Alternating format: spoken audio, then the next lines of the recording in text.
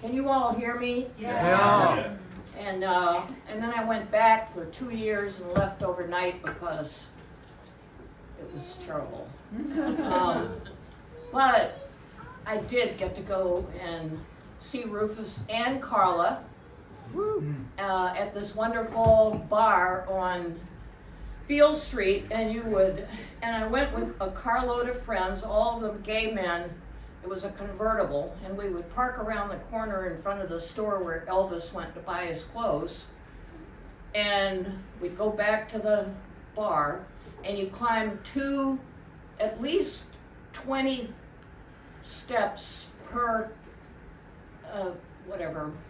per level up to the top. There was a green door with a very small little opening with a screen across it, and we'd knock, and he would pull it back, and he'd look through, and it was this great big wonderful black man, an older man, and he would let us all come in, and we could dance, and you had to bring your own bottles, but we danced to Rufus Thomas and Carla Thomas and Walking the Dog. That's why I'm telling this story, is sort of the only thing that's kept my blood going. Walking my dogs. So I'm going to read this poem. I just love this poem, and I never knew what this word meant, but I know what a magpie is, but I didn't know what a flaneur is. You are one. And I'm wearing my flaneurish sweater onto which I glued things that I have found.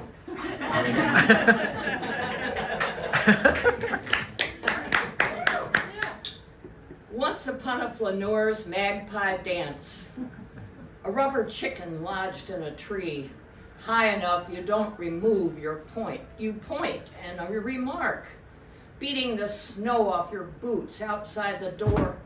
The tree grows century by, only to have the branch crack years later in a storm. On a day, surely your heart will burst from any more inky blackness. The sodden, weathered chicken hitting the cracked, ramped pavement. Its time and season bleached lips, belching up 2, 3, maybe 4 gold coins. Such are the visits from Linda. I found this leaked caulk that looks like a snail. Here, I'll put it in your window for all to see. It'll be your North Star. Her eyes are periwinkle and winking, always processing inner transmutation, involving bubbles, think spaghetti, and chopped and screwed Chuck Jones cartoons. I found these old shoes on a gnome out by the briar patch. And I thought, just why change shoes when I can change my feet? Now I have no idea where I'm walking, and I love it.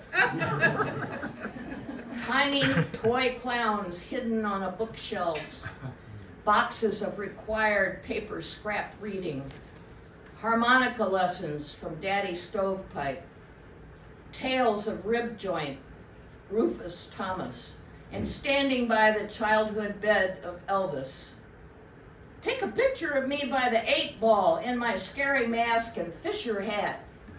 Take a picture of me by the 8-ball in my floppy painted shoes. Take